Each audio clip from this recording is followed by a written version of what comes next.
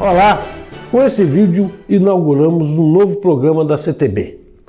Um programa que batizamos de Consciência de Classe, pois seu objetivo é expor e analisar conceitos fundamentais para a compreensão da realidade e, com isso, estimular o desenvolvimento e a elevação da consciência de classe e da consciência política na sociedade brasileira. Hoje, vamos abordar o conceito de classes sociais. Você provavelmente já ouviu falar disso. As classes existem em função de desigualdades sociais, ou seja, de desigualdades que não têm origem natural, mas resultam da organização socioeconômica das sociedades. Em nosso país, dilacerado por profundas desigualdades sociais, não é tão difícil perceber a divisão da nação em diferentes classes sociais. Nós vemos mansões de um lado, favelas de outro. Nós temos os ricos e os pobres, os bilionários, os milionários, os remediados. A riqueza convivendo em conflito com a pobreza e a pobreza extrema, a miséria. A divisão da sociedade em classes sociais não é uma característica exclusiva do Brasil. Também não é um fenômeno recente na história humana.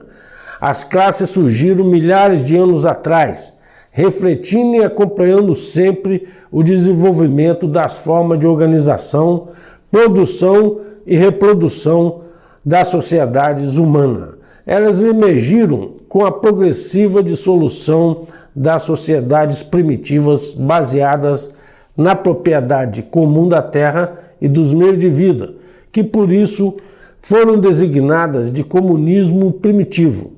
Nesse modo originário de organização dos indivíduos e grupos humanos, não existiam classes sociais.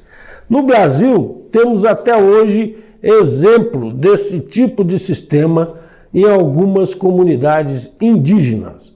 Ao longo da história humana, já existiram diferentes classes sociais correspondentes a determinados sistemas ou modos de produção.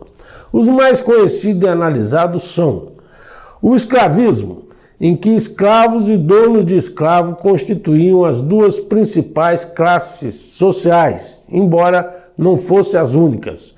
As primeiras formas desse sistema de produção e reprodução da sociedade foram registradas no Antigo Egito, alguns milênios antes de Cristo.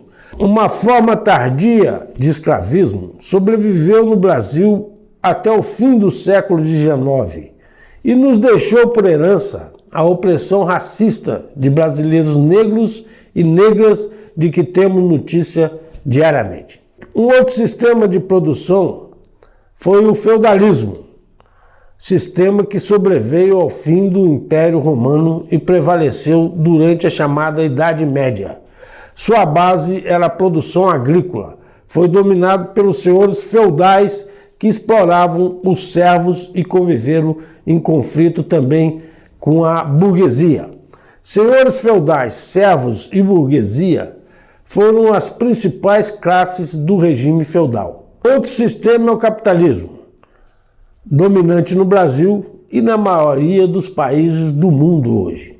O capitalismo se consolidou na Europa e depois em todo o planeta após a Revolução Industrial da segunda metade do século XVIII na Inglaterra. Nele temos duas classes fundamentais. A classe dos capitalistas, também designada de burguesia, e a classe trabalhadora, o proletariado. Por burguesia, compreende-se em geral os proprietários do capital, dos meios e condições de produção e distribuição da riqueza social. São os banqueiros, os comerciantes, os industriais, os proprietários do chamado agronegócio, os capitalistas em geral.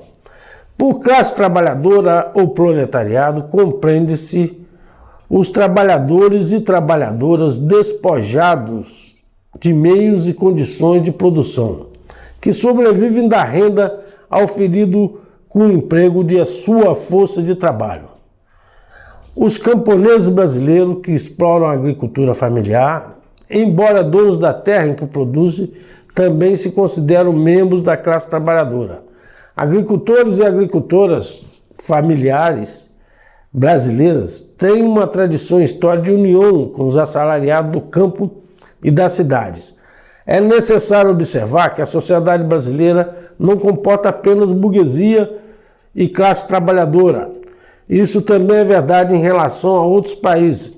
Ao lado dessas duas classes fundamentais, existem outras. Existem latifundiários e camponeses no campo, bem como a numerosa e heterogênea classe média urbana.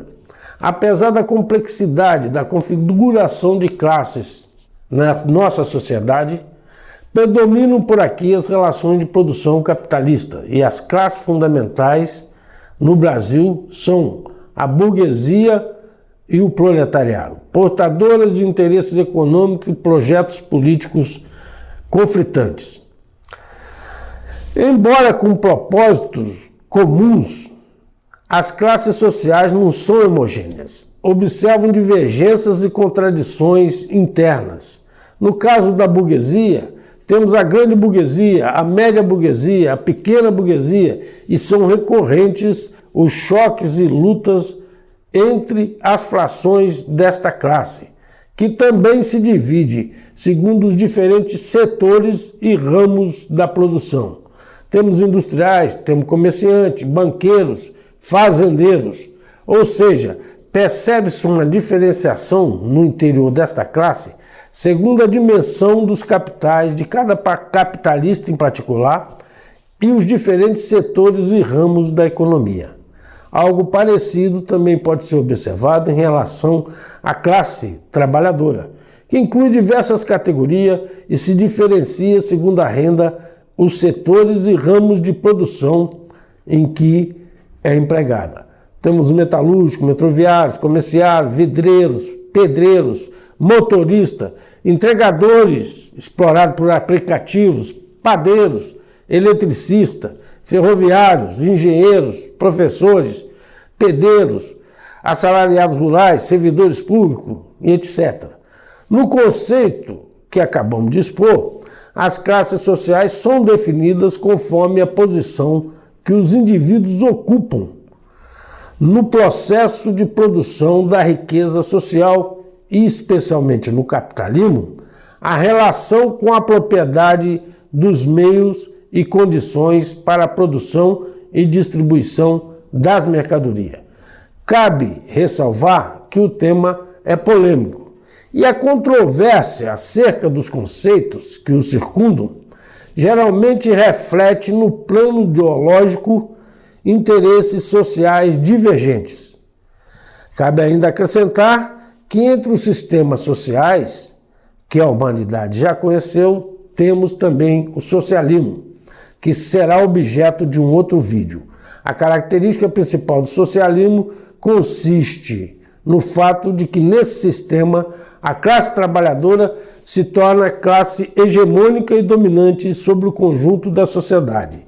Ao mesmo tempo, em contraste com o capitalismo neoliberal, o Estado é o principal protagonista do desenvolvimento nacional, planejando o crescimento econômico e subordinando ao seu comando as forças espontâneas do mercado e da iniciativa privada.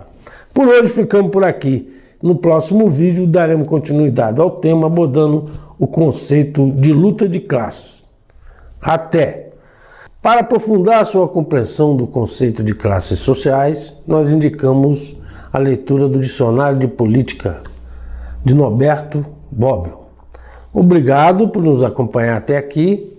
Se inscreva no canal da CTB, ative as notificações e não perca os vídeos sobre consciência de classe. Até mais!